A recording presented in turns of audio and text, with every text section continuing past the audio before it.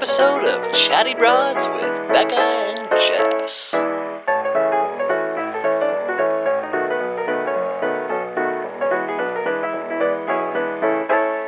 Oh my God. Here we are. We are here. I cannot believe it. Do you know what I think is kind of funny is like, oh yeah, here we go again. Don't sound too excited. I'm thrilled.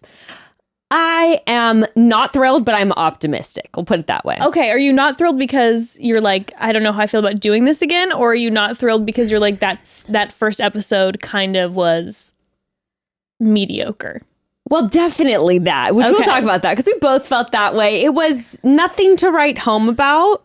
No, but I also have opinions on slow first episodes.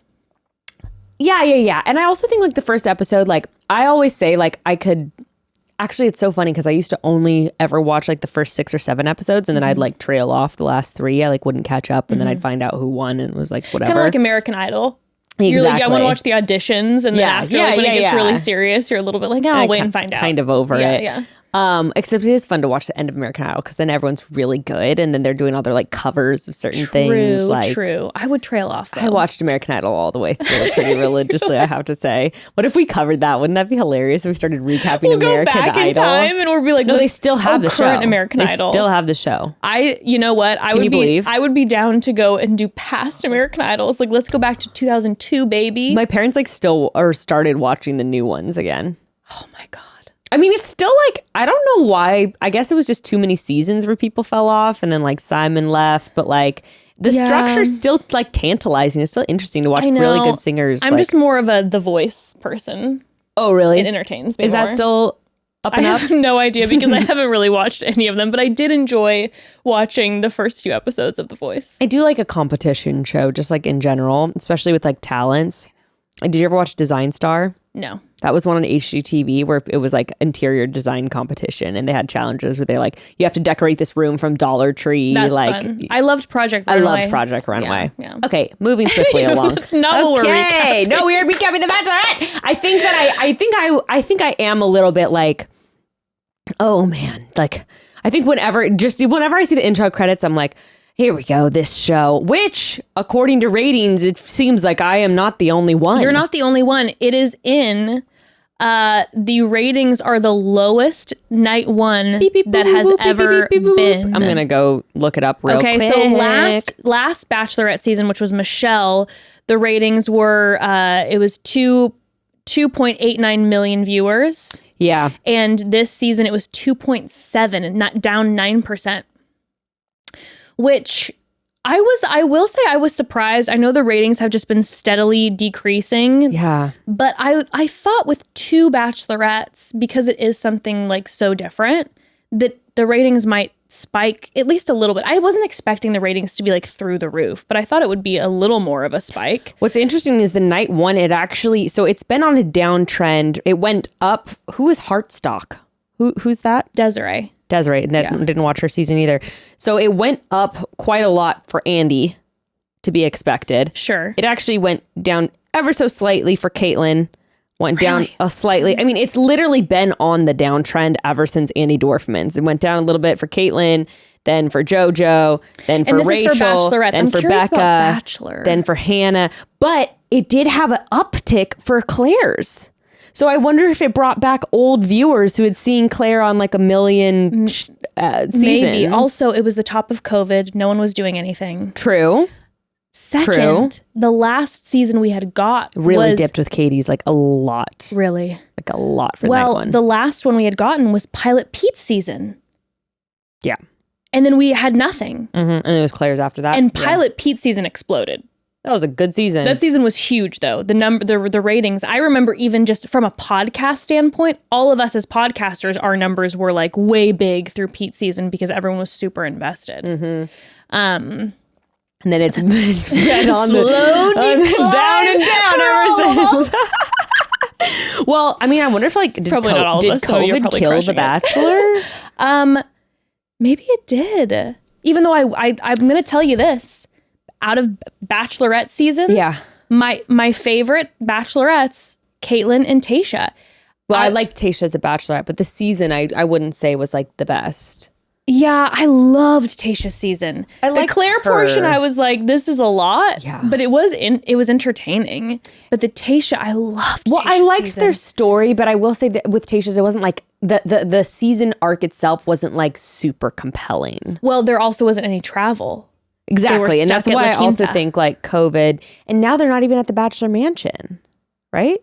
That was the Bachelor Mansion?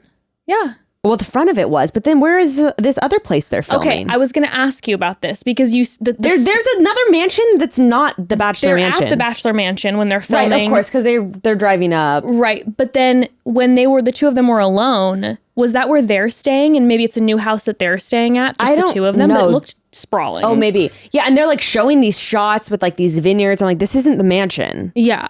So I don't know what's happening there. Yeah, I don't know. Okay.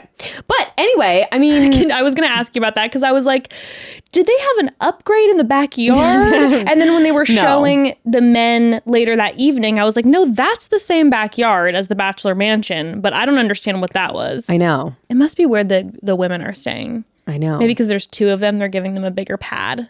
Yeah, maybe. Yeah, I mean, that would make sense. And yeah, I mean, I think that would make sense. Yeah. Strange. Okay. All right, let's get into it. We've got Gabby and Rachel. We have Gabby and Rachel. Okay. Now, I want to get your thoughts just right off the top about the two Bachelorette situation. And Broads, before we talk about the guys and before we get into some of the elements of we are going to get to the elements of the episode, but we really want to talk about their dynamic. Yes. We want to talk about what we've observed with the guys' reaction to their dual dynamic and something else that I don't remember that we wanted to talk about off the top. It'll come up organically. Let's go. Okay, so you want to get my thoughts initially. Maybe it's like maybe I just have like inner sexism I have to work through. Okay. But my instant thought was like, this is annoying. And I also couldn't stop I couldn't stop thinking about that position and be like, I actually kind of felt the same way with like Tayshia and Caitlyn. And I will say, like, I think I probably would be thinking it with the guys too. Like it kind of takes me out of the moment because I'm constantly thinking like, oh, was she like just about to say something and then this like other, and then she said something. Sure. And like, I can't stop thinking. And it was the same way when Tayshia and Caitlyn were both hosting. I couldn't stop thinking about like, you know, is one of them sort of like getting annoyed because the other one's like talking more, you know, like that kind of behind the scenes dynamic. Yeah, sure, like how is she feeling? Like how are they handling this sort of like power dynamic between the two of them?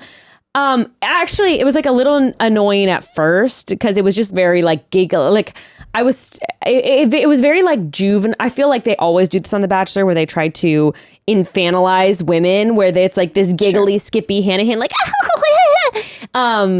which of course is part of female friendships, but not all of it. But I think it will be great. I felt less of that towards the end of the episode. And I think throughout the season, it's going to be really interesting as they're like, their person who's outside of production, outside of the Bachelor bubble and all of that is like someone else who's going through the same thing. I think it's gonna be really interesting. Okay. Totally hear that. Yeah. I will tell you this. My friendships, it's only giggling and skipping around. Yeah. I thought you were serious for a minute and I was like, wow, I guess I'm just on the outside of that one. Okay. When they announced this, I was very peeved about the idea because I was like, are you really going to do a Caitlyn Britt thing again, which was so upsetting. And I still feel similar in the sense that, hey, guess what, ABC? You better fucking now, the next Bachelor season better be two Bachelors. Yeah. Okay? But if they truly are not going to get pitted against each other. I don't think two Bachelors would be as interesting. Oh, I think it'd be interesting. I think it would be more drama. But what I like about the two Bachelorettes is because to overgeneralize, women are more emotive with each other, more vulnerable, are more likely to like lean on each other. I think with the Bachelors, we wouldn't get as much of that. Whereas the girls are going to be crying, being like, but you know you love him, you know, like we're going to see more of that, which is going to be great. So for me, I fucking loved it. I loved it because I genuinely am like, these two love each other. Like, oh yeah, it's leaping off the screen. And all I could think about was, I was like, this would be the best time ever with my best friend. I'm like, the idea of being a lead sounds so lonely. Yeah, definitely. And the leads that we've chatted with before, that's one of the big things is like your anxiety is so through the roof. You feel so alone. Obviously you have the producers, but you're also a producer. You're not just my friend. And so the idea of being able to, like, when the cameras are off, have someone that you can lean on. And then even after the season is done, I was thinking about the fact that these two women in all of their interviews post-show seem so refreshed. Normally the leads seem exhausted. Yeah, totally. I'm like, I feel like these two are going to give each other energy. Yes. Like good, positive energy. Yes. And when I saw them interviewed, everyone's still going now, even after night one. We saw the promos. Yeah. Do you guys fight? And they said we never argued. So clearly there's men that like both of them that they both like, but it doesn't seem like they ever argue. And I'm like, oh, the idea of having someone to go through this with sounds amazing. And I like having the dynamic of two different personalities too. I would be so nervous, not about fighting with the other person. I would be really nervous about like production not being interested in protecting one person, and like I would be really nervous about my own insecurities coming out. Like imagine because imagine if, let's say we get down to 15 guys, like imagine if like 10 of those guys are like super in, like imagine you're Gabby and 10 of those guys are really into Rachel. Like that, like I wouldn't be mad at her. I wouldn't fight with my friend, but it would bring out a lot of insecurity, especially if there's one or two guys that I was really into. When they showed the promo, and you see like most of the guys, and again, this could just be production like leading us on, but it looked like most of the guys were rejecting Rachel in that moment.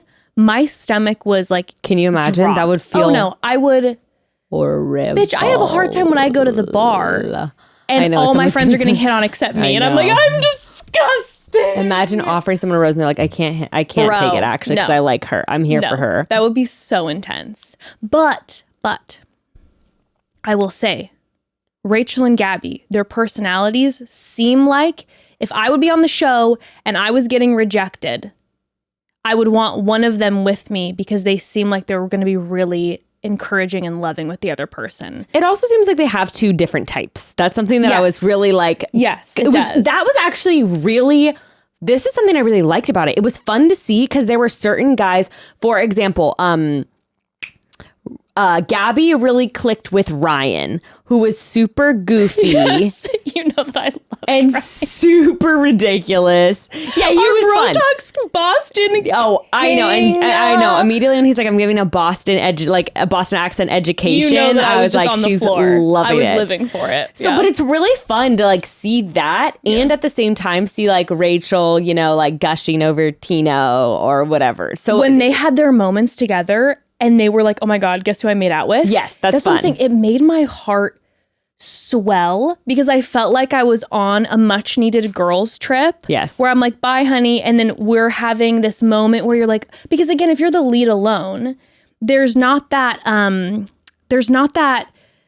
feeling of like, oh my God, guess who I just kissed? Like, the producers are seeing everything. It's not the same. Not to mention like, you're subjected to a lot more like production fuckery, like if you're just so vulnerable and like by yourself, which also I'm like, how is this? But what's kind of fun about that is I was going to say, how is this going to throw a wrench in production? But the thing is like production doesn't have to do as much though. No. Which is kind of like nice, kind of really nice for the leads. I also, again, I want to then see, I'm like, if the show is going to do this with two women, you better fucking have two bachelors next. But I think it's a really interesting dynamic too for maybe the longevity of this relationship. Because as you have said many times, when you are on the show, you're competing with a ton of people. You have no access to TV, phone, whatever. You kind of start to fall in love with the person, the lead, regardless of anything. Yeah. When there's two leads, that feels more, it's still not real life, but it feels a little more real life-ish, where there's not just the one option. It doesn't feel as competitive.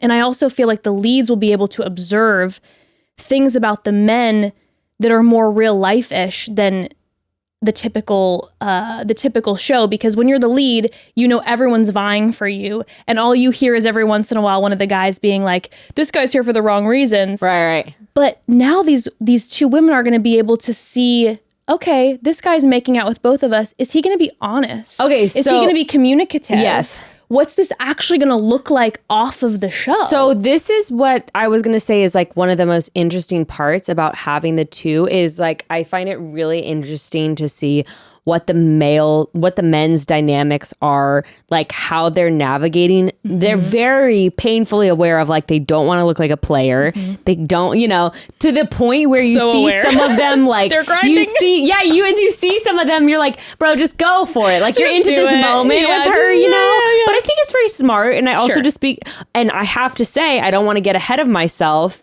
but Jordan V, he made what I thought was an excellent move. I loved how he said off the cuff, Rachel, I'm here for you, just so you know. I was like, boom, instantly my man's got a one up because he's like, he's committed. Avon too. Oh, Avon did it as well. I didn't even catch that. Yeah, I didn't catch the Jordan one. Oh, yeah. Maybe both of them. Jordan said it when he was showing her the race car. I can't even believe that I missed that because I have things to say about Jordan. Oh my God. And Avon. Oh my God. Okay. Two of my faves. Okay, I missed it with Avon, see? I loved it. Fantastic. Who did Avon commit to? Rachel? Rachel. Oh, yeah. 2 commitments to Rachel. That's why I was, by the way, interested when they showed the promo that Rachel was getting rejected more. It made it look that way. Because when I was watching this, I was like, oh, it seems like a lot of guys are a little like here for Rachel. But also Rachel is sort of this like, like princess. Disney so princess. like I could see certain guys Who's being a badass like pilot. Yeah, totally. I could see certain guys being like, especially like the diehard like romantic guys. Yeah. And which is what she's looking for too, being like, she's my woman. I'm going there for her. Sure. But I could also see that happening with Gabby too, because Gabby is like this really fun, like flirty, goofy girl. The level of, I love Rachel. Yeah. So I'm not trying to downplay. I think she is, I've never seen someone so good at like looking someone in the eyes and like the flirtiness and like the engagement. I'm like, I'm taking some notes. Yeah, she's also really like complex. Like I always get this sense that like she's not like, she's hiding like aspects of like what she's feeling or what she's thinking. Mm-hmm. Gabby on the other end does the opposite, where you see her face with the twins. Dude, she is like, the level of obsessed I am with Gabby is like, it's through the roof. I'm like, I don't think we've never had a funnier Bachelorette in my opinion. Like I was like cracking up. Caitlyn was pretty funny. I was going to say it was Caitlyn and Gabby are so fucking funny that it just adds, and that's what I like. I like the Rachel Gabby because they like bounce off of each other really well and they're super different. There's kind of something for everyone. Gabby was like legitimately making me laugh through the whole experience. Her like bluntness with the men, I am obsessed. And via some Insta stalking, which really wasn't stalking because she posted it on her Insta stories, was when she said to Eric that my best friend has a mullet. Mm-hmm. Her best friend posted herself watching that moment and Gabby reposted it, and I looked at Gabby's friend group. Cool as hell. They are just so badass. Such a cool group of people that I'm like, damn, I'm just such a big fan. We've never seen the likes of it on the show. Such coolness. I'm not there yet, but I'm neutral.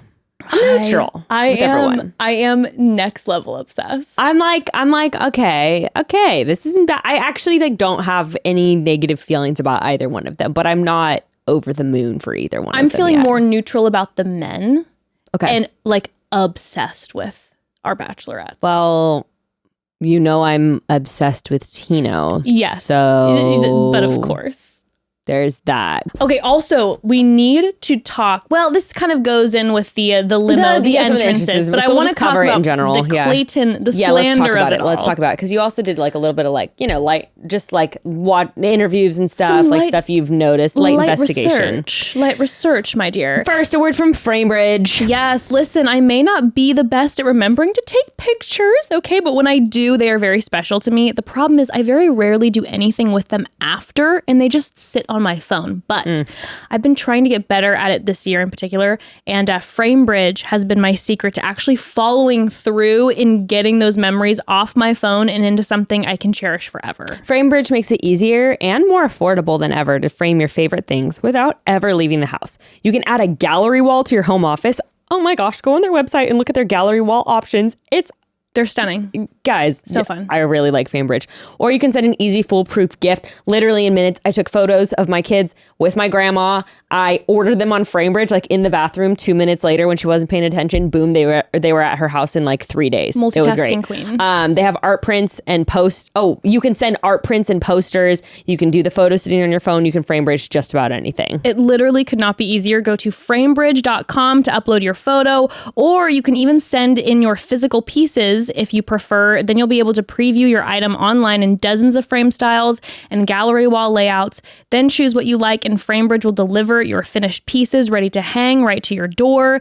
That's it, broads. That is it. Order online today, or if you're in New York, DC, Atlanta, Philly, Boston, or Chicago, visit a Framebridge store to work with their design team in person. You hear that, Ryan? Boston.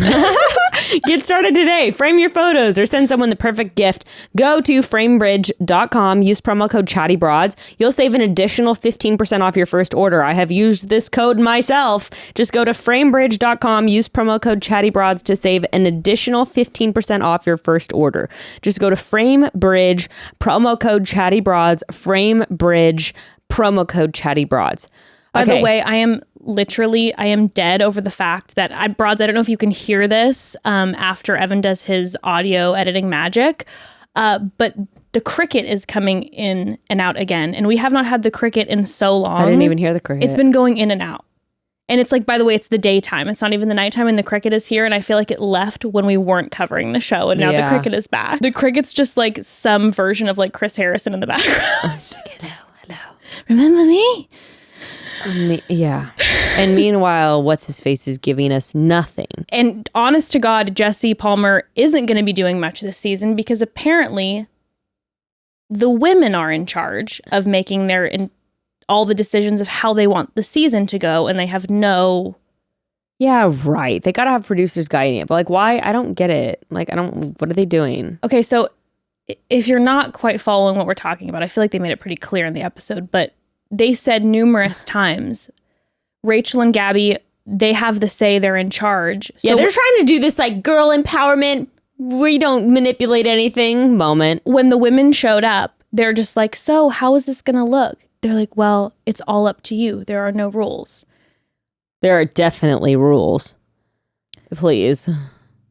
My thought, this is a little... You guys are getting lazy with your production. Either that, or this is a little slick moment. Yeah, totally. On ABC's part, when they got the shit about the two Bachelorettes, and they're like, we're going to make sure they're not pitted against each other. Oh, yeah, totally. That ABC's like, if they do get in a fight, it's not our fault because they're controlling the rules. That's on them. Like, that is 100% them trying to scooch over any blame if there ends up being any sort of drama between them. It will be interesting, though, to see. I mean, it is interesting to just give it to them and be like, you guys figure out how you want to separate the dudes. Like, I mean, honestly, like, they're acting as if they're doing them a favor. It's kind of the opposite. Like, it's a little demonic. Like...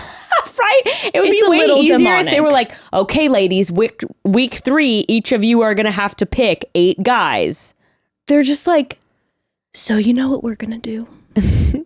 We're going to leave it up to you. We know that you're super overwhelmed because, you know, you're now the leads of the show. We threw 2 of you in, so that's probably a little jarring. You're trying to fall in love. You're getting interviewed 24 hours now a day. You guys decide the format of the show. You guys are also the producers, the directors. You know, you want to get behind the camera for a second, Rachel, and film Gabby during her ideas. What if they did have like 2 of the same guys in hometowns, though? Like, what if they were just like, I don't know. That would be amazing. It might be the case. We're not getting anything from this episode of what the format's going to look like, and I don't think that there really is one. Okay, let's talk about Clayton slander, though. Okay. So first of all, you know, it's no surprise the girls covered it. There was multiple guys who came out of the limo with the punchline. The butt of the joke was Clayton, and a lot of it was like really intense. It was like, fuck Clayton. Clayton's a piece of dog shit. Like, it was like really, some of them were like a lot. It was so over the top. Like, it wasn't just like, not like that guy. They were like, no, you know that loser, idiot football player? And then when the children... Gray was like, this is bullying. It was bullying. And when the children's choir came out... Okay, well, surprise, that was my favorite. I mean... It was my favorite entrance. Well, here's the deal. These kids are very talented. they're extremely talented. When Gabby said, Gabby in the background goes, did they write this? You are such a simp for her. I'm obsessed with her. I'm a total simp. Gabby, see me, acknowledge me, please. I was laughing so hard, but the level of the lyrics, it never ended. Oh yeah, it was a full, that was really long. They probably cut out some of it too. They had verses, they had chorus, there was a bridge that came in. Yeah. They modulated. These kids very talented, but I'm like, first of all, where are your parents and who encouraged you to do this? Who wrote this song? And lastly, my opinion, all this Clayton slander, I think some of the guys were getting shit from viewers of like, how could you be so rude about Clayton? You don't think that that's fucking producers? Oh my God, obviously. So you think that Alec was like, I'm gonna hire this choir? Oh no, that's another thing. Like Alec is definitely like got to be some sort of producer like favorite because they handed that to him. You could tell he didn't come up with a single part of that idea. Because when he went to the women, he was just kind of like, okay. He didn't make a comment about Clayton. He seemed very pleasant and low key. Yeah.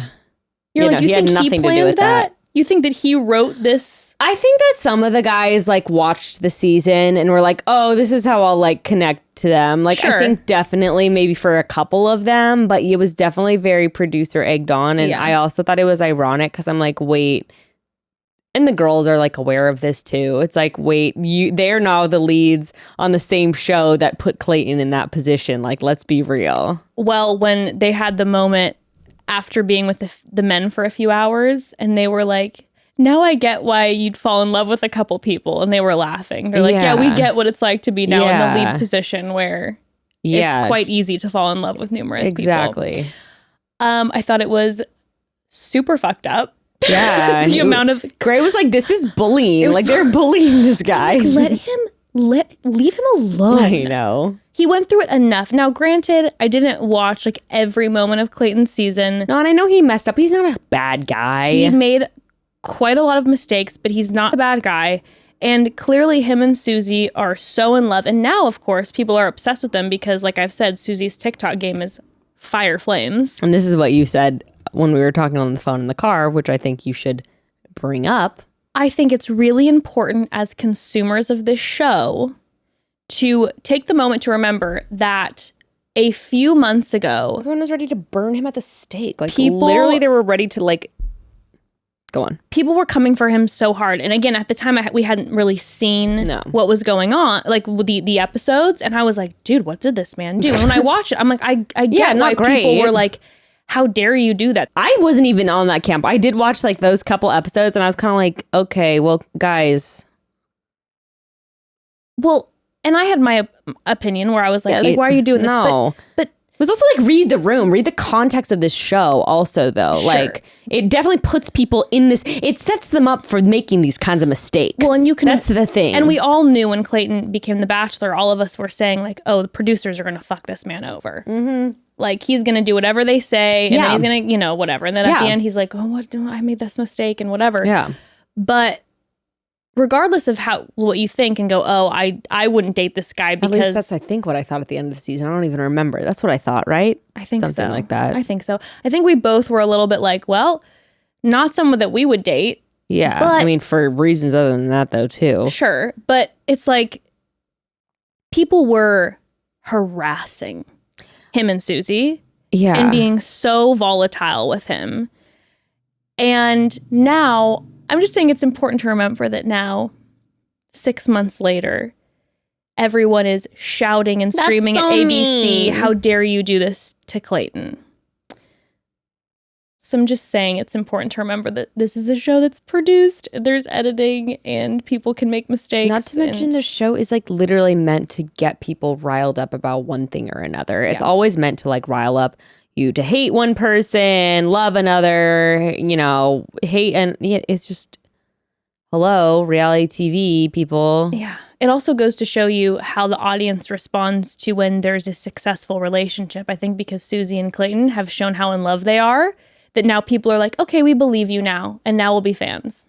It's right? Always like that. Always. It's, yeah. But I saw Susie posting TikTok content with and without Clayton during the episode again. So fantastic. And then they went on Caitlin's podcast, and I didn't listen to that full podcast, but I heard little clips. And, you know, they were like, Clayton was kind of like, listen, it's just part of the business. I was expecting. Yeah. This went above what I was expecting, but that's just kind of the name of the game. Yeah. Susie, I think, was more like, what the fuck? I would have been so mad for your man. No, I know. I just would have been like, can you guys be done with us, please? Like, you tortured us enough. Yeah. Can you please move on? For real. Granted, when was this filmed, though? Okay, so that's the other part that I wanted to discuss. Okay. So I saw an interview with Gabby and Rachel, which we clearly saw in the entrances, that Gabby and Rachel were both like, can we please stop talking about Clayton? Yeah. Like, this is about us. We're trying to move on. Can we stop talking about Clayton, please? So when I saw this interview with them from yesterday, they were asked if they thought it was over the top, and they were like, well, we were hurt, but like, it was all in good fun. It never meant to cross that line level. Obviously, we didn't want to keep hearing about it. But then Gabby did make a point. She goes, we'd have to remember, though, the filming for this was a week after the final rose. Yeah. So it was so fresh. Yeah. So the topic of Clayton was still very, like, in everyone's minds. Yeah. It wasn't 6 months later, which now we're a little bit like, viewers at home are like, huh? That's old news. Yeah. Of course, yeah. Also, I thought what was really interesting is that they showed the guys' reactions to, like, them announcing that they were both bachelorettes, because that just shows, like, how close filming was to that, because when I officially got cast for the show, I think it was like a week before filming. Oh, damn. And we found out. But I guess I was officially cast when I found out that it was Ari. So okay. I guess that doesn't mean anything. But they didn't do... It was just Good Morning America. But they didn't do any, like, moments... Packages. They didn't know packages. What was that about? I don't know. No, I don't know, but also sometimes they do 3 hour, like, I don't know. I actually like that there is no packages. I felt like it showed more about, like, who the people were, just seeing them more in, like, the show, not in this, like, super contrived setup moment of them baking cookies with their mom. Like, I can't stand those packages. They're so dumb. We also aren't getting any hints about that, like, who's because we always go, if the package is really good and over the top, he's probably going to be the villain. Okay, so I want to hear what was your favorite entrance? Because mine was the choir. Okay. It was. I thought it was like, it was like, I thought that it was like not like the song. I just thought it was like a really good setup for Alec, because he like came out in his little suit and they've got the singing entrance. Memorable. It was I liked it. Like, I would have wanted to come out with like that entrance. I mean, okay. Honestly, one of my favorite entrances was not one that I think we got to see a lot of, but I loved Spencer's entrance. Spencer showed up and brought the women 2 chairs, because he's like, your feet have to be... I thought that was really, like, I was like, I'd remember that one if I was one of the women, and I think it was sweet. Yeah. Like, and honest to God, my feet were probably on fire if I was them, so I'm like, oh, I appreciate you noticing that. I actually also thought, like, the headphones thing was cute. Okay. I thought that was fun. You hated it? Hated I thought you might. I thought you Jordan might. H. I liked it. I hate it. Tell me why you hate it, and I'll tell you why I like it. Okay. Listen, Jordan, if you're listening, I totally get what you were trying to do. I really do. But it would have... There's something about it that would have just pissed me off. Who do you think he liked more, too? Rachel. Yeah, that's what Gray said, too. He's like, obviously, sure. He said, like, we can live right down the street from each other, whatever. It just felt very, like... I don't know. I just wouldn't like that energy going in. I get what he was saying, where he was like, I'm trying to figure out how I'm going to talk to, like, and have individual relationships with both of you. But I'm like, you're kind of setting this up in a way that I don't like. You thought it was, like, patronizing. Yes. All right, honey, now you put your little earmuffs on. I don't want you to hear what I say to this girl. Like, that would fire me up. I would have not been happy about it. And I would have been generous in the sense that, like, I get what you're doing. Do you think it would have been cute, though? Obviously, because there is context about, like, men being patronizing to women. Do you think it would have been cute if a girl did it on 2 guys? 2 bachelors? No, I don't like it either. Oh, really? I like it both ways. I think it's, like, funny. The only way that I would have liked it is if for some reason the host was standing there, Jesse Palmer. Yeah. And Jesse had him on too. No, and if there was one lead, and you walk up and go, okay, I'll put it on Jesse. No, put them on the lead and go like, okay, and like make sure they're not actually noise canceling and be like, okay, I have to be honest, I have a crush on you and I don't want you to know what I think because I'm a little nervous, and put it on the lead and then say to the host, I think she's just the most beautiful woman I've ever seen, but like I don't know, like that would be so cute to me. I think that would be adorable. And you'd hate that. I would hate it. I would hate it. As you're saying it, that's cute. so funny. That's so funny because as you're saying that, like, I think what would be funny, a spin on it, is if you put it on Jesse Palmer's and just like say something inappropriate. Like, I think that would be kind of funny. Girl, I'm going to take you out back. I know, I can't even think of what you could say on. Girl, the stuff I'm about to do to you is about to blow your mind. We're going to go into that back room. Is the pool open? Is it still mossy and gross? Good. I hope the pool's dirty. I'm going to bend you over. Cut out. Yeah, you'd have to be so explicit. Just to hear just bleeping constantly. Just the leads like terrified. Fuck. Oh yeah, fuck. It would be kind of okay. It would be funny to do that on Jesse Palmer. I would love if someone did that and they put it on Jesse Palmer. Like, no offense, but like, who's this guy? Yeah. Like, that would be funny. You know, I would like that. That would. I'd like that a lot. Yeah. If they were like, then it's like an inside little joke. Like, yeah, between me and you. What's this guy's deal? Yeah. That would be fun. But anyway, I still liked doing the like one on the other because like one, it's a funny kind of like gimmick. But I also, and it seemed like the girls liked it too. I think they liked it for sure. They were like, yeah, it's kind of fun that he was like trying to make a little special. I also like that it's an intention of like he did think about what he was going to say to each of them, even though one was definitely more obvious. Yeah. I didn't like it. You didn't like it? Was that your least favorite? It was one of my least favorite ones. Definitely my least favorite obviously was but it was kind of my favorite. I haven't had sex in a year and a half. How did you feel about that? Did you like it? I didn't know I didn't like it. I didn't like it. But I was kind of like, oh, why? It wasn't say like, that, but I wasn't like, oh my God. No, it wasn't. People had a large reaction to it. And I was like, kind of like, it was like creepy or like, I don't really even know. It was like, oh God, why would you ever? Like, it was just very like, ugh. I thought it was like strange and cringy. That's it. I just thought it was cringy. And then he went on his Instagram and he was like, by the way, like, I've been celibate for like the past year and a half. They cut that part out when I like explained what I meant. I guess. So it was, which I still wouldn't have been like, by the way, guys, I've been opener. Weird. Also, because what it comes off as is like you're looking for like a pat on the back, like good on you, guy. A year and a half of being celibate. I haven't been masturbating for the past 6 months. He's like, and I'm like, I don't know what you want me to say about that. Well, is celibate mean masturbating? No, I'm saying it would be like that. Like some guy being like, guess what? Haven't tugged it in 3 months. I'd be like, great. Okay. Like, also, yeah, to me, it's like, well, a lot of guys don't have sex for a year and a half. It almost is like you're being like, see, I'm a hottie who can get whoever I want, but like, I'm saving it for my woman. It didn't add up to me with the rest of the vibe that Quincy presented the rest of the night. It felt very, because Quincy, like, I liked his energy. He seemed like very like nice with the other guys. And I don't know, like the comments that when you see him on camera, he was like, seemed like a cool, chill guy. I think it was just a weird choice. It was just a strange choice. I think he genuinely thought it was gonna like show something that it didn't. It's one of those choices where it's a little bit like maybe we should have workshopped with the friends a little more before. Yeah. This is when the opening line is where you get other people's opinions before you go on the show. Yeah.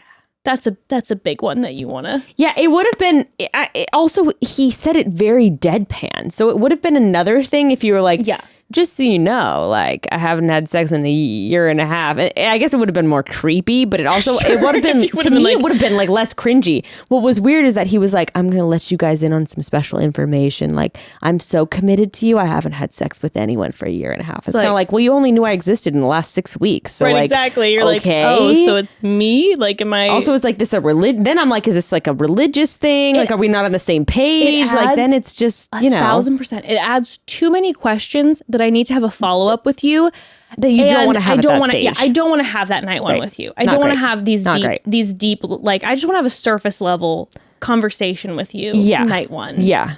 Is there chemistry at all? Right.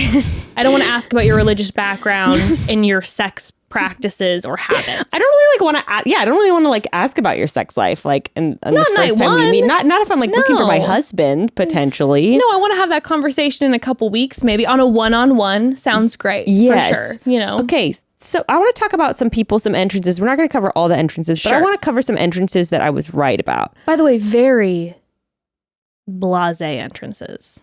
Like, and blasé, blah. Just like take out the Z, just blah. It was just like the night in general. This first episode, like we were saying at the top, was really low key. I think it's because production thought that the two women were going to add so much more of like a whoa moment. But then what happened was the men were so aware of the two women thing that they were very reserved. Right. Very reserved. So I heard on Bachelor Happy Hour, they interviewed Mario. Oh, I actually had my... Go. I had my actual worst entrance. Most hated entrance. Go ahead. Okay. So Mario. That was your most hated entrance? What? No. Oh, I thought you were going to say Mario was your most hated entrance. I was like, I don't understand how and why. No. So Mario. No, but Mario is too happy. He literally, I said he was too happy on his cast bio. He came in literally like skipping and snapping. I love him. Out of the car. I was like, I called that one. Okay, you are right, but I do have thoughts and things to say about Mario. He seems like a nice, cool especially guy. after listening to Bachelor Happy Hour. He said behind the scenes, truly night one, he said everyone was so nice to each other. He said there was not a single guy in there that everybody was like, oh, geez. He said it was all good vibes. Well, so that's really what I think. That's why it was so low key too. So just like you were saying, the energy that they thought was going to happen with the two bachelorettes didn't happen. The guys were a little tight because it's the two bachelorettes. It's like, what am I supposed to do? And then also even in the promos, none of the guys seem wild. That's true. That means we're going to have some ones that are going to sneak up on us. I think we're going to have some actual real drama. Not like drama that's like hokey, like real human drama. You're like, are you evil? I thought I liked you this entire time and you turned on. You're a demon. That's what. Yeah. Well, I will say, like on night one of Ari's season, there was really none of that too. There was like, I don't know if you remember, but Chelsea was like being weird. Like she was acting very weird and like, hello, ladies. But then she wasn't like that the rest of the season. But there was not even any of that. But here's the thing, Becca. Even you, night one, you gave us via your facial expressions, you gave us more drama. We literally didn't get any of that. Nothing.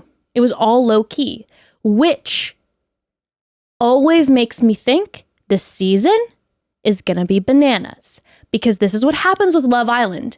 Love Island, for if the first few episodes of the Love Island season are kind of boring and you're like, I don't know if I'm going to keep watching this, it becomes explosive. The seasons where the first two episodes are wild, it always dwindles down. I think this season is going to be explosive in real drama ways.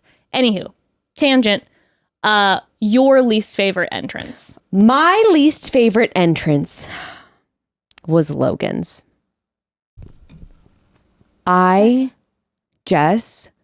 convinced those chickens are dead. No, hold my hand in absolute just symbiosis, because everyone was like, how cute, and I was like, they're dead. Those chickens are dead. Where are the chicks? Those chickens are dead. Where are they? Where's the follow-up? Yeah, he was holding them for so long. That's one thing. And I'm like, okay, they must have like picked these up. Those chicks were so small, and chickens grow so fast. Those chicks were literally like hatched yesterday. So they literally like just went and got them from the feed store and like brought them over. They probably didn't have a heat lamp. They need to be like in at least 80 degrees for like their first month of life. And I can tell you, those nights are like so cold. I guarantee you, like, okay, so it was actually good that he was holding them, because at least he was keeping them warm. True. And also, like, the mom literally, like, sits on them. Yeah. So I'm like, okay, so, like, all right, that's okay. But I guarantee that when they're transporting them there, they just had them in a box. I can't even think about it. After, they just put them in a box, and they probably, like, froze to death. Oh, my God, stop. I was so upset watching it. I hated it. I was so upset watching it. Like, I really was. Like, I got really... Okay, let me say this. I feel so... Me and Gray were both like, we feel so bad for these chickens. I feel so horrible. Now, I will say this. Sorry, Logan. I don't think he knew. No, I don't think either. He had no idea. I kind of like Logan's vibe. I do too. I think he's like cute and really charming, and I want to talk about his questions later. Yeah. And I think he's actually going to be big drama, because I think both the women are going to be so in love with him. Yeah, he was giving. He was definitely giving off a little player energy, which I think what he was doing that was totally normal. He was being flirtatious and charming with both women. And I'm going to talk about why I liked him way more than Eric. I liked him more than Eric too. Because they both were the two that had the double interactions. And we're talking about compare and contrast Logan and Eric. But Logan, I don't think he knew. no live animals that are so small and so little. It's fragile. I was so upset about it. I know. I really actually need to follow up from producers like ASAP. Like where are the chicks? Like we demand answers now. I actually what probably happened is like one of the crew was like, "Oh my god, I'll take them home." I'm thinking that's what happened. I hope someone nurtured but like them. also they probably didn't know that like they have to be like in a really like warm space. Like they need a heat like lamp. don't use like life. Like don't use living things if you don't know like how to follow up with them, because Fabio came in the horse, and I'm sure then the horse was then removed right away, and the horse is okay. The horse is grown. No, they just picked them up for $1 at the feed store. These little chicks, I know. And also little baby chickens are so dumb. Ours were so dumb. You put like water and food in front of them. They don't know what it is. You have to dip their beaks in it. Stop it.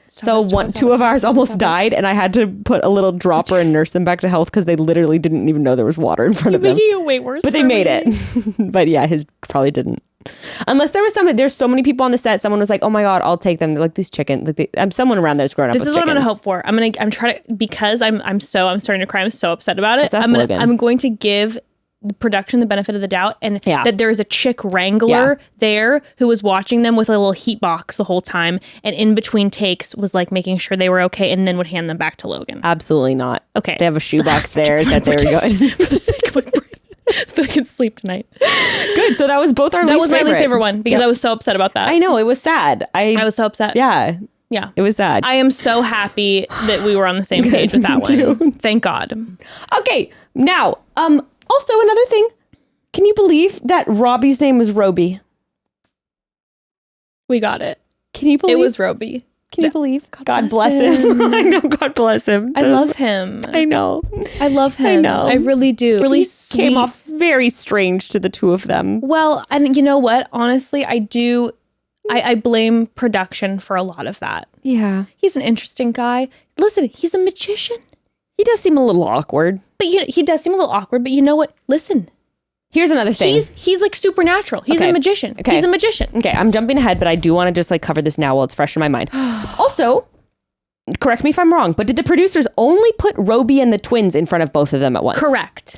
And then no. I was upset about it. And I was also upset about the music that they used when Roby was talking. Okay, that was really mean. It was really rude, bizarre music. But you also have to wonder, like, okay, sure, we have like, Leaf the Lucky, Eric over here. What if Eric was in front of the two of them? Like, that's fucking awkward. It's so awkward. That's it's so weird. Awkward. When they started, like if I had two bachelors that I was sitting in front of, like I would probably play it off pretty well, but like that's still gonna be. I would just big spread legs and just be like, you're just making like threesome jokes like the entire time. I think like you're so, as a dude too, you're like so in your head, like I don't want either one of them to think that I like one more than the other. I'm giving one more attention, but like in a natural conversation, you're gonna follow up and be like, oh my god, how did you know that? But like when you like, let's say Gabby says something interesting, you don't want to like only give attention to Gabby, so you're like, listen, Rachel, like it's weird. Bachelor Data, the goddess that she is, broke down how many people went in for hugs with Gabby first. Like even that, you're aware of like, who am I hugging first? How many people did? Way more people hugged Gabby first, but I have a theory about that. I mean, I think Gabby, just watching the season before, even just brief snippets of it, you'd be like, oh, she's the more like warm and welcoming my one. theory is that if you're standing square in between two people, and if you're right-handed, you go in to hug, I think, the person who's going to be on your left. Okay. Because you're using your right hand to do this. Okay. Because I'm right-handed, and I'm thinking if there's two people in front of me,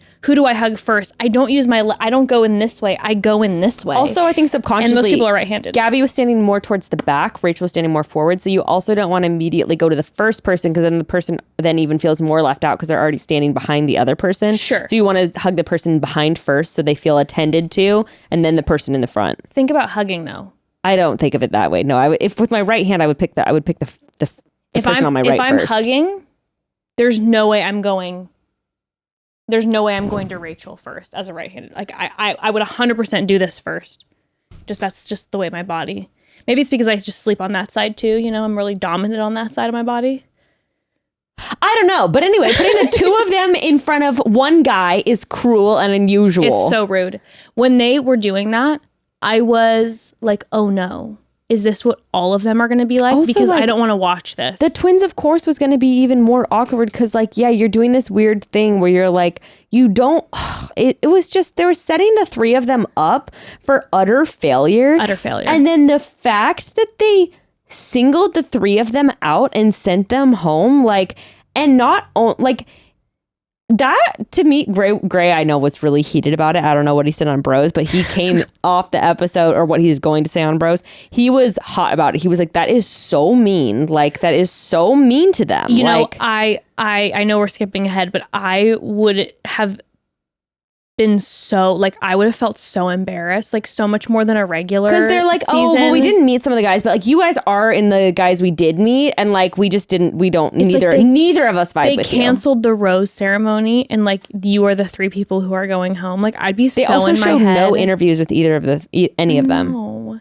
Listen, I don't like that. But I don't blame the girls at all. Like, what are the women supposed to do? That would have been less embarrassing to just do a rose ceremony. Like, they literally explained it to them where they're like, well, we like did talk to you guys and like neither of us are vibing. Like in a rose ceremony that doesn't even happen. You just end up being the three people standing there. No one even notices. They singled them out. I'm gonna give Gabby and Rachel the benefit of the doubt on this one. This was like encouraged, or like, yeah, if you're gonna just pick three, then like don't do the whole rose ceremony. I don't think it was like Gabby and Rachel. I told Gray, I don't think it has anything this whole illusion that like Gabby and Rachel are calling the shots. Yeah, and also like I think the sun was very high up in the sky. I think that they were just like running out of time. And you also have to think with like union stuff, like you can't have people filming for like 20 hours. So you also at some point like have to wrap it. Yep. Like you literally have to. Yeah. So that's what I think happened with that. But like also even if it was them, it's like I'm not gonna fault them for like a bad call. I mean, a bad call is a bad call, whatever. It doesn't like reflect badly on them. But I just think like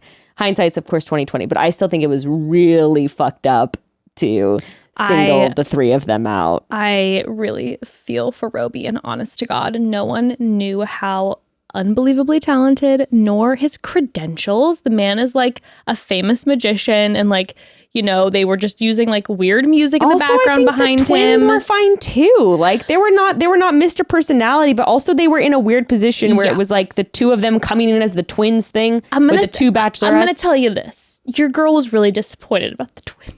Because I did have and this is my own fault. It's my own fault. But I really had an expectation going in that both of them were going to have really intense Jersey accents, and they were going to be like fist pumping, full Mike the Situation style, and be like shots. Definitely not. And I thought they were going to be a problem in the house because they were going to be so over the top. Yeah, they were so low key, and their bios were like they club, they party, they rage. Yeah. And I'm like, what's going on with these two? I'm not getting anything, and so I was so disappointed, and the conversation was so monotonous. And then it was also just like all about them. There were like questions. I was like, I know. I still just think they would have looked, I think they would have been in a totally different light had they split off and one of them was Gabby and one of them was with Rachel. And it would have been funny too if then they switched and it was like the other twin with the, you know, that would have been funny. But no, instead it was just, they didn't even get a chance. Damn it. I also do like that they kept guys on who they didn't talk to because, you know, you never know. I mean, it is better, I guess, to send guys home that they know they didn't vibe with, right? So that's the thing. That's what I'm saying. I don't fault Gabby and Rachel. Like no, when it wasn't mean-spirited. They weren't into either of them. Yeah. It was just the way then that it was done. I'm like, if I was one of those guys, I would feel horrible. Horrible.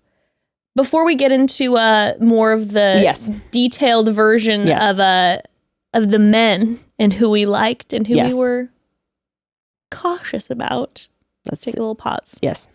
Broads. So, unfortunately for all of us, our fun little brains do not decide to have their little freakouts, for lack of a better term, I suppose, on our own schedules. That means it can be a little bit challenging to get the help you need if you're looking at traditional talk therapy. I remember when I used to see my old therapist, just throughout the week, things would come up for me, and then I would end up, and I'd have to wait, and then I'd end up going to the appointment, And they would be like, what do you want to talk about? And I swear to God, it would be like an hour of me being like, well, I had this for lunch because the time would have passed. And, no fault to them, by the way. My mind just probably like blacked out the trauma, I swear. But that's what would happen. Well, I think this happens to a ton of people. And that's why Talkspace as a therapy platform is really great, because you can match with one of their thousands of licensed therapists, and you can send and receive messages 24/7, and you can expect engagement back 5 days a week. So that way you can talk through things in real time, make note of them in real time as you're dealing with them with the help of your therapist. Talkspace has therapists specializing in dozens of different areas, including substance abuse,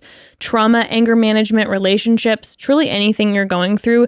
Your perfect match therapist is waiting on Talkspace to help you through it. And Talkspace is going to cost you just a fraction of what in-person therapists cost. Plus, you'll never have to wait weeks or months for an appointment.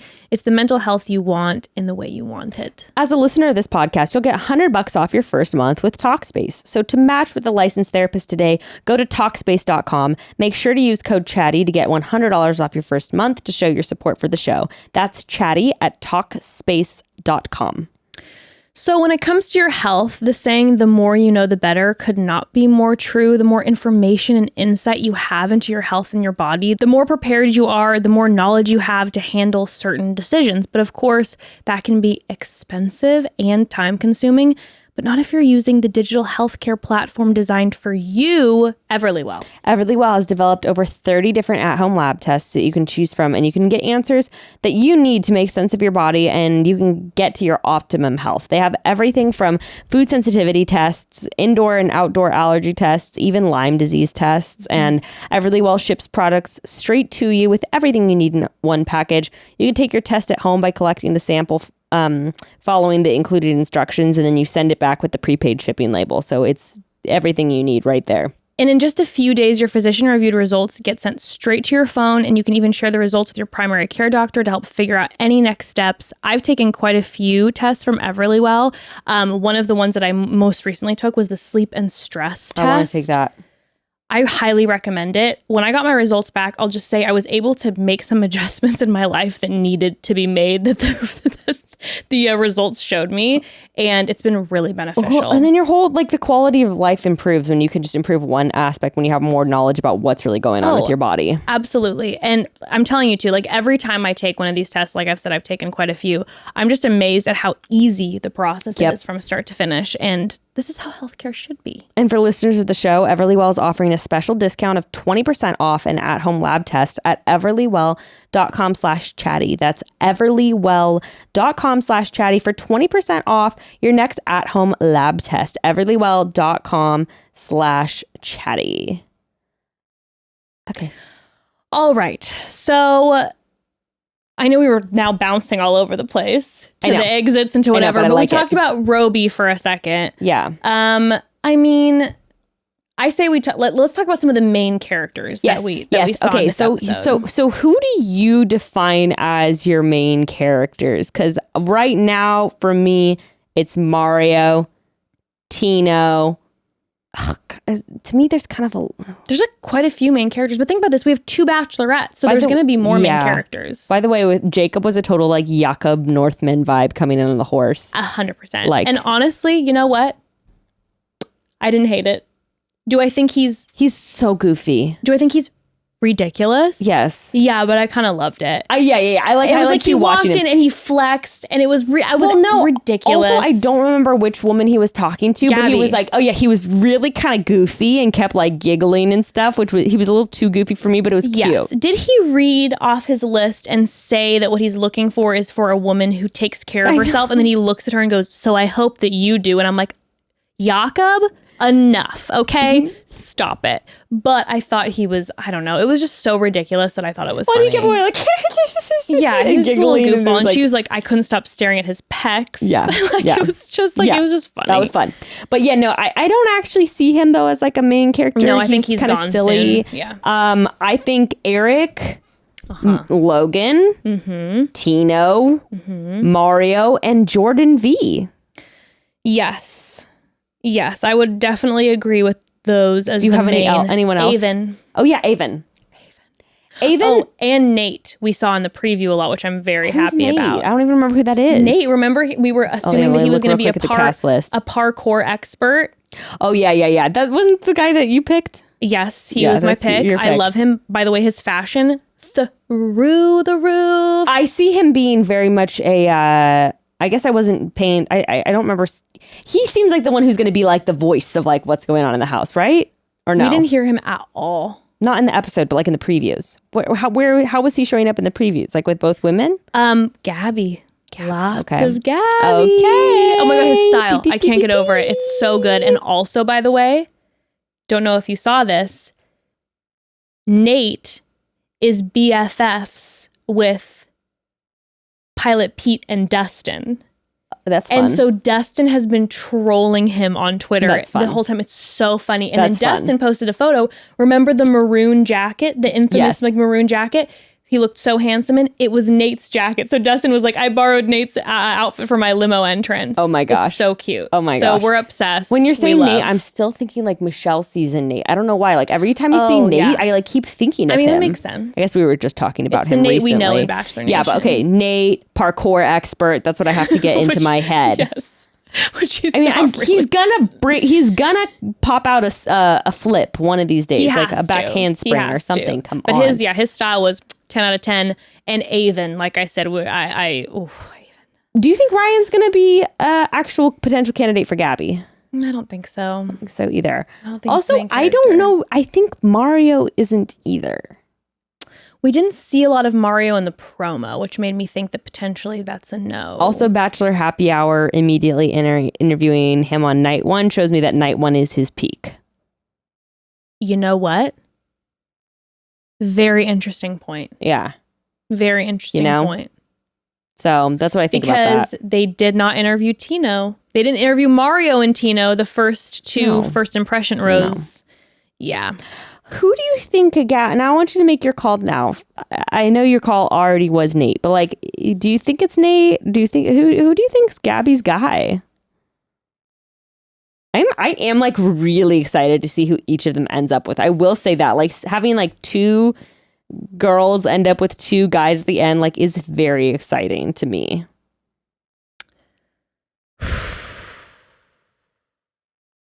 Okay, I'm going to say Gabby is either going to have Logan or Nate as her final. Okay. And I think Rachel is going to have Tino. Yeah. Tino or Avon, but I think it's going to be Tino. I think Avon's... Okay, let's talk about Avon for a second, because Avon was just like a little too corny for me. Corny?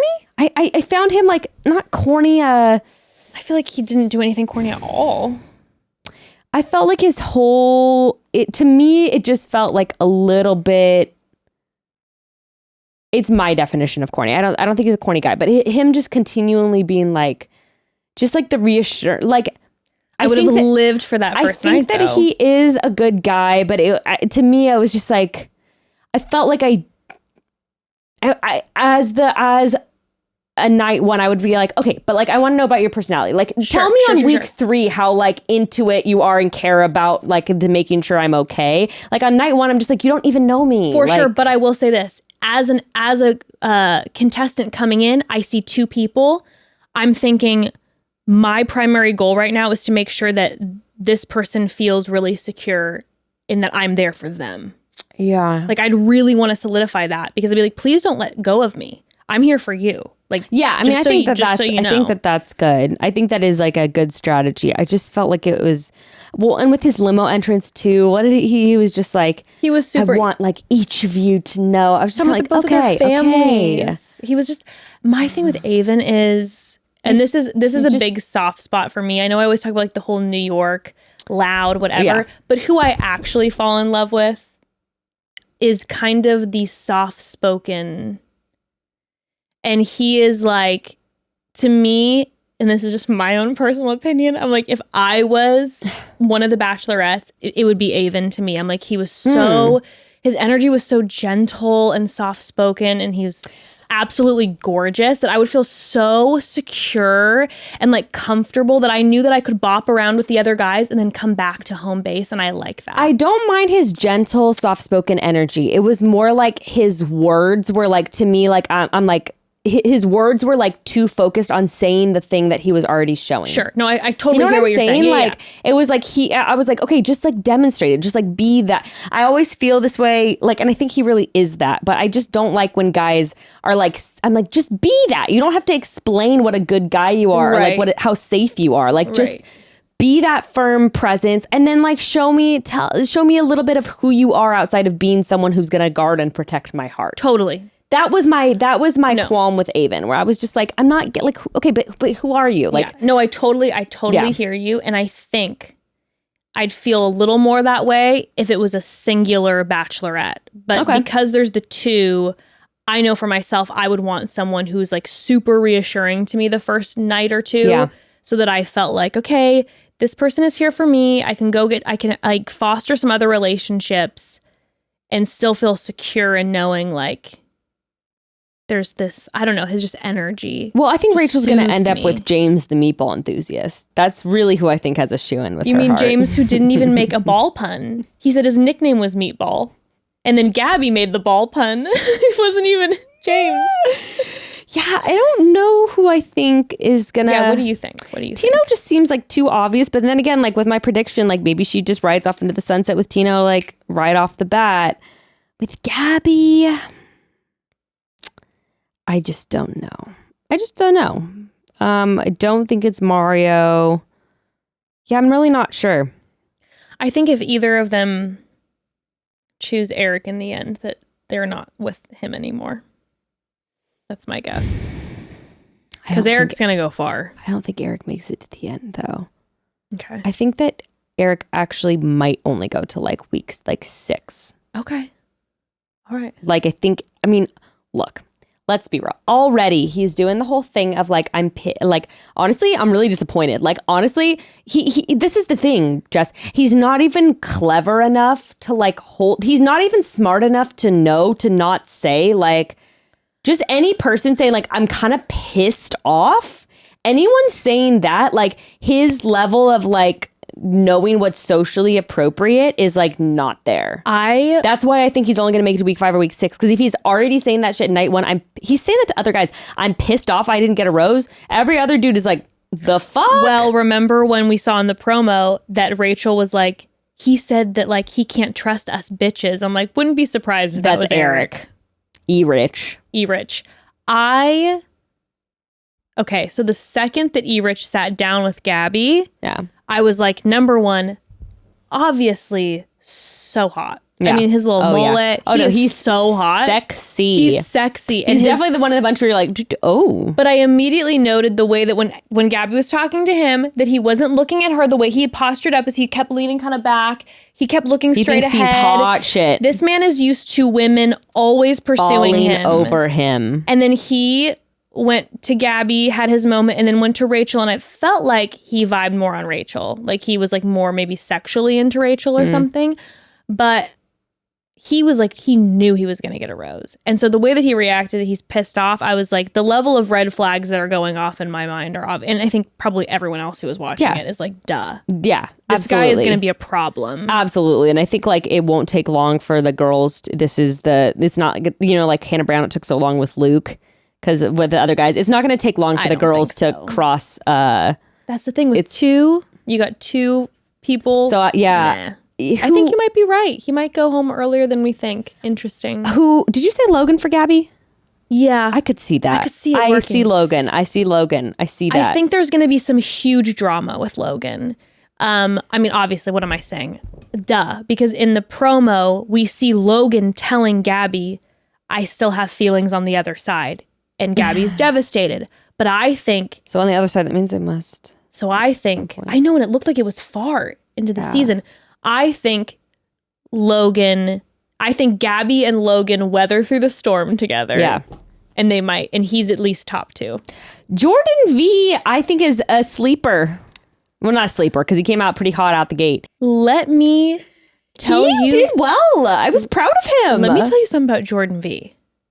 He, gave me butterflies in my tummy. Okay. She said that too, didn't she? I think she did. I don't remember. I think Rachel did. I was a little caught up. You didn't notice that he said that he was there for only Rachel too. No, because I was so I was having a moment Because I was like, he was very confident, very self-assured. I was impressed by him. He did well. He surprised me because I didn't think when he came out, even just the photo, I was like, whatever. Like, I just thought I thought one of the girls would for sure be into him, but I didn't think I would get all like, oh my God.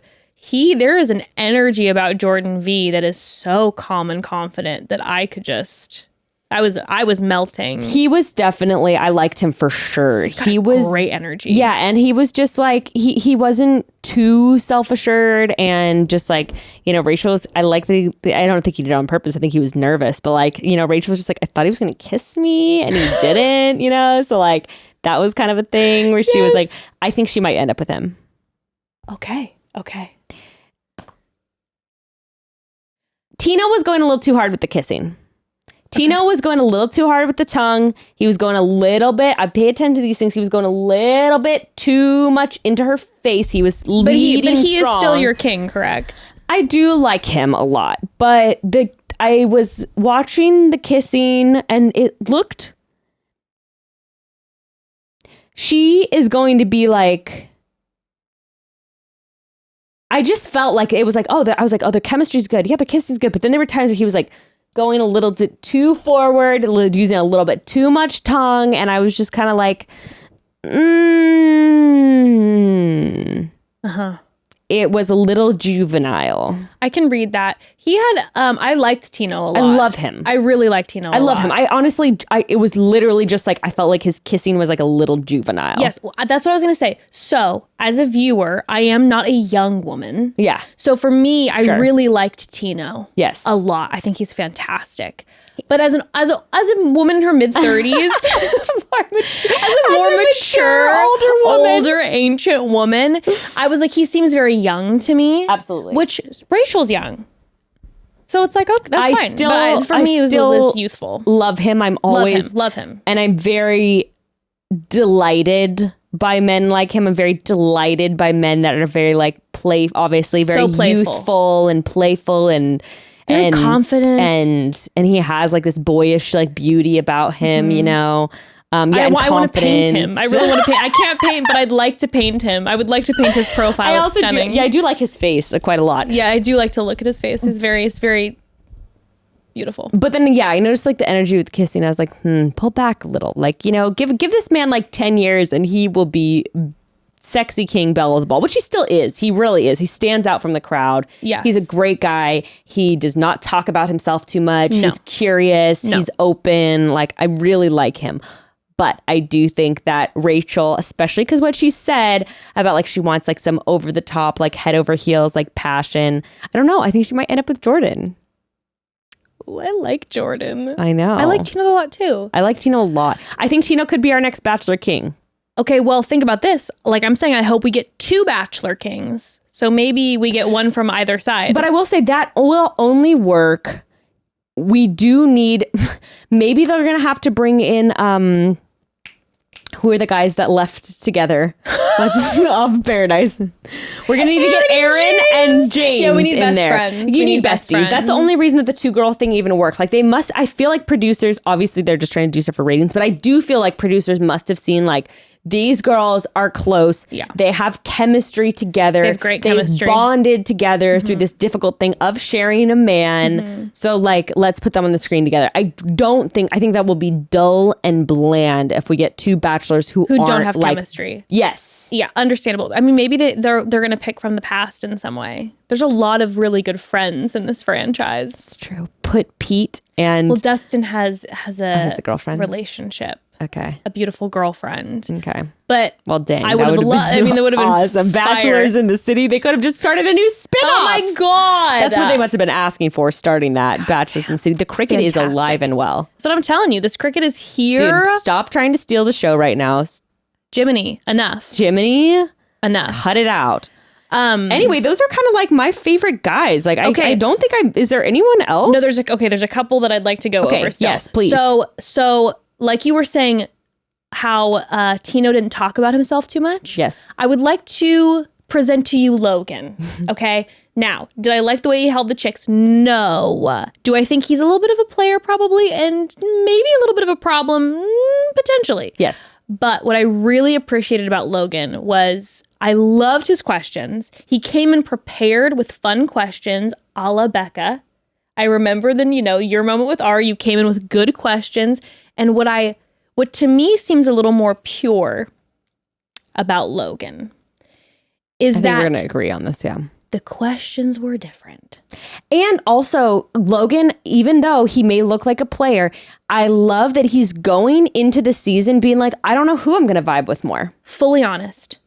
I don't know who I'm going to vibe with more. I'll pick when I just figure out who I'm vibing with more. And 1,000%. And so when we see that clip of him telling Gabby, I'm kind of having still remaining feelings, I know it maybe makes him look a little bit like a villain, but what I'm wondering is, do we have a communicative king who, yeah, it's painful and it sucks, but is maybe honest?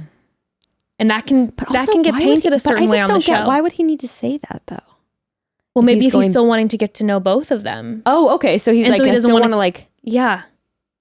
Yeah, interesting. And maybe he's hiding it and she ends up finding out and is like, what's going on? Or maybe he's super communicative and is just like, hey, here's the deal. I got to be honest with you. I still am thinking about Rachel. Yeah.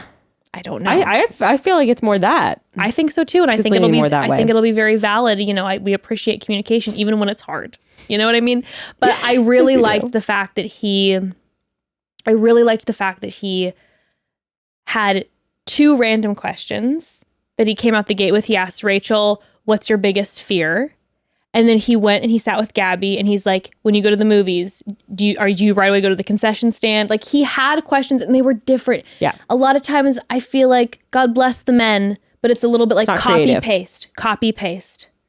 He wasn't. He was thinking. I appreciate that. Yeah, I like him. I don't get bad vibes. He gives me Matthew McConaughey energy. Oh, well, Matthew McConaughey is way hotter in my opinion, but Well, Matthew McConaughey is an A-list actor. And Logan's very handsome. But he kind of has that, I don't know, there's a little bit of an energy about him that kind of is like, he seems very laid back and confident. I like that. I could also see him on a porch. I could 100% see him on a porch. Who's in Sweet Home Alabama? That's not Matthew McConaughey, is it? Who's no, but he's got that same vibe too. I never can remember his name. Sweet Home Alabama. Some sexy king. He's so hot, and I never remember his name, but I know exactly who you're talking about. I never remember that actor's name though. I love that movie. Okay, who is it? Josh Lucas. Josh Lucas, that's it. Oh yeah, wow. Josh Lucas is. Where is he these days? Josh, where are you at? What happened to him? Where are you at, babe? Oh, he was in the Forever Purge in 2021. So his career's not going well since. I'm sorry. That movie was fantastic. Are you serious? How dare you? Was it really? So scary. The Forever Purge? Was it really? Oh, it scared the shit out of me. He was great in that movie, actually. Really? Oh, yeah. Oh, so you just watched him? Somewhat recently, yeah. I watched that movie. I guess he was in Ford versus Ferrari too. Okay, he's doing. Oh, fine. that movie was fantastic too. I feel like when you're on the 4th Purge, it's like I assume it's going to be bad, but I shouldn't make that. But snap like the judgment. thing is about The Purge is that it's like an American classic, and like don't you dare shit on that. I've never seen it. I've never seen any of the Purge movies. I'm disassociating. You have to watch the first one at least. Okay. It's a horrifying concept, and it'll scare the shit out of you. Okay, who else do you want to talk about? Okay. I would also like to talk about, the last 2 people I want to talk about, Mario and then Ryan and Gabby. Oh yeah, Mario. Okay. So these are my thoughts on Mario.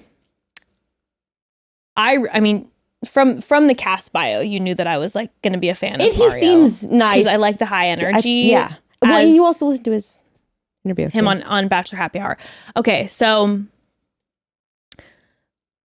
Mario, what I like about Mario is he seems very balanced to me because he came in super high energy and he's very like, there's moments in the ITM where he's like big, bubbly personality. But he wasn't guy. obnoxious at all in front of the girls, or I would have remembered. And as soon as he sat with Gabby, super low key.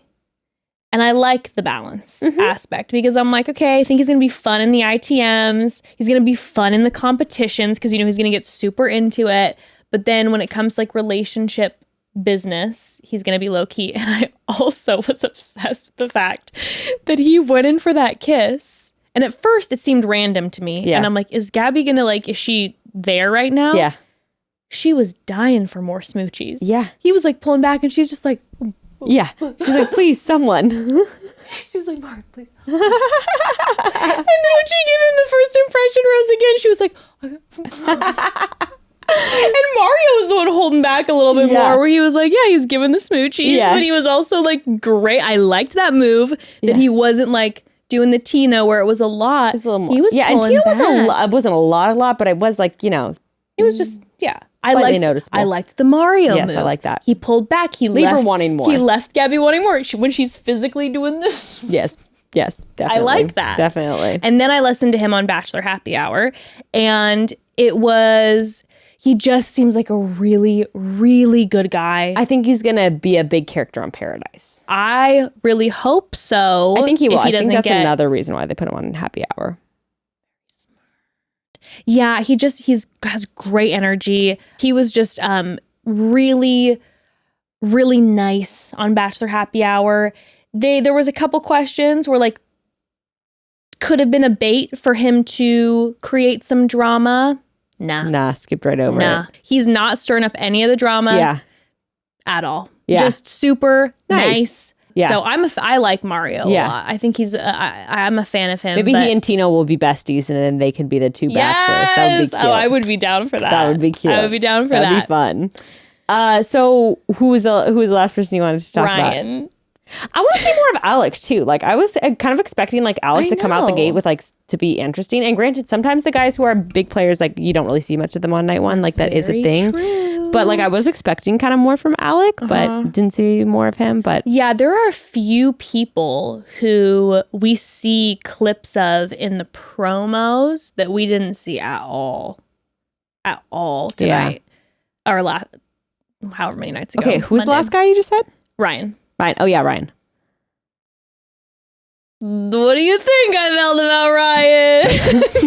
hey, what did he his say fucking though? Boston. Oh my god. I know what he did that rubbed me the wrong way. Yes. You already know. I felt the exact same way. Gabs? That didn't bother me. The shushing was too much. It went a little too far. I know they were bantering. I also agree that was too far. I also noticed. I was like, ew. If I was there, like I would have been like, okay, don't. Like I would have been like, stop. Like again, like you said, I know it was bantering, but I've been like, no, you don't know. And that is the exact same way I feel too about like Gabbers, Gab. He kept like using all these nicknames, and that is one of my biggest pet peeves. One of your biggest pet peeves. Like when someone doesn't know me, they're like, oh, Bex, like or like, oh, I've like met people who are like, listen to the podcast or follow me on Instagram, or whatever. They're like. So I remember one person said something like Bex or like someone I just met. And I'm like, no, you don't know me. Don't call me B. Don't call me Bex. Rebecca. Don't call me Becky. Like, yeah, it's Rebecca. It's Miss Martinez to you, bitch. Who do you think you are? Excuse the chicken alarm. So yeah, it was just like, don't do that. Like, Gabbers? No, Gabbers. That didn't bother me so much. The shushing. It just bothers me because to me it's in line with the shushing where it's like, oh, we're familiar. Like it's cool if I shush you. It's obviously shushing is more disrespectful, but it's the same thing of like we're friendly. I can like make all these pet names for you when I literally don't know you. I was literally alive for him. Like, it was fun to see. Like my body was aflame for Ryan and her. Like, but then the shushing, it hit a point where it went a little too far, and he shushed too familiar here. Too many times. It was a little rude, and I'm like, there's a perfect example of what music editing does. Because if they would have put music in that made him sound rude, I think people would cut to a face of her being like. People would have been like, wow, what an ass. Totally. But they didn't. Little post-production. You know what I mean? So I felt like that was a moment where it went too far. And I was like, Ryan, no. But I'm going to give the benefit of the doubt and be like, he was just caught up in the moment and the familiarity and playfulness just went a little too far. Because she was going in on him and I loved it. Yeah. It was fun to see them. Like, you don't usually see that on night one, like people feeling so comfortable. No, they were so familiar But with what each other. what I could see happening is like, they go on a one-on-one date or something, and it's like that. The familiarity is super surface level, so I could see it continuing to be like banter. But then it's like, okay, but who are you? Like, what's your deal, if it's bro? only ever banter? Do you know what I mean? Yeah. And so it's like I could definitely see that happening with their relationship, where it's like very like, sure, it's familiar, but like on a surface where they like are making fun of each other. I was so into him though until it went a little too far. And you're like. And again, I'm going to give him the benefit of the doubt and be like, okay. But he was just someone where I was like, oh, if I was in one of these Bachelorette shoes and I right away had someone who I could give shit to and he'd give shit back to me. Yeah, you want to have someone you can have fun with, and you know you're going to have fun with them whenever you guys are around. And I thought he was funny, and I don't know. And I loved the whiteboard with the Boston when she was just like, is this Boston in the 1800s? Like, what are you even saying? Good sir? Whatever. Yeah, it was funny. It was cute. They were funny together. Yeah. But I agree with you. I don't see him going super far. Nope. I don't think he will. Nope. And I think other than that, guys, those were my night main one. Yeah, and then, and then the Roby and the twins got sent bye-bye. home. But that leaves a big cast, and so I think that there's a lot that's going to happen over the next few weeks. Roby.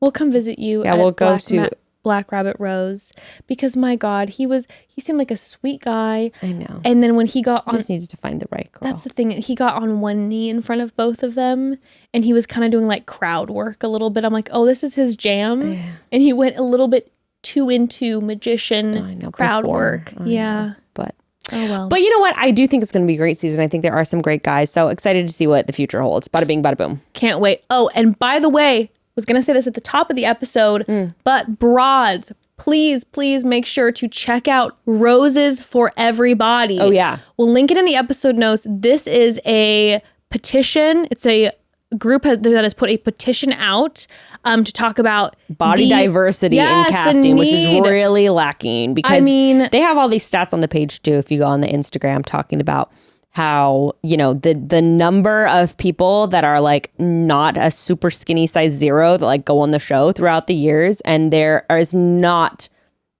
representation. There's no body diversity representation on the show, and it's so important to have that in entertainment. And yeah, like you said, one of the stats that they put on their Instagram, you have to check out their Instagram. It's fantastic. And then they also have a petition that's linked on the bio. We'll link it. Please sign the petition. And they have the specific things that they are requesting from ABC that are fantastic. But yeah, they were saying that in the history of the show, there are only 2 people who have self-identified as plus size, and they are under size 10. Wow. Yeah. That's crazy. Yeah. Wow. And they've had examples of where people have, attempted to audition for the show and were like a size like 6 to 8 or something, and they got shut down. I mean, like it's absolutely out of control. It's ridiculous. So please make sure to sign that petition and follow them and check that out. Because I think when there's not body diversity in the show, is that there's not people who are like bigger than a size 4. It's like showing a message that only people in like certain bodies are attractive, and that's just like not true. Bullshit. So it's time to change. All right. Anything else? Any other housekeeping or anything? I don't think so. Except that excited to dive back into this. And the bros will be recapping tomorrow. Yes, Friday. tomorrow. I can't wait to hear what they have to say. Yeehaw. I didn't watch it with Evan, so I have no idea what his thoughts are. And Tuesday, we're going to be going over like little life update stuff, what's going on, and then maybe also doing some advice question and answers too. Okay. So, we'll chat soon, Rods.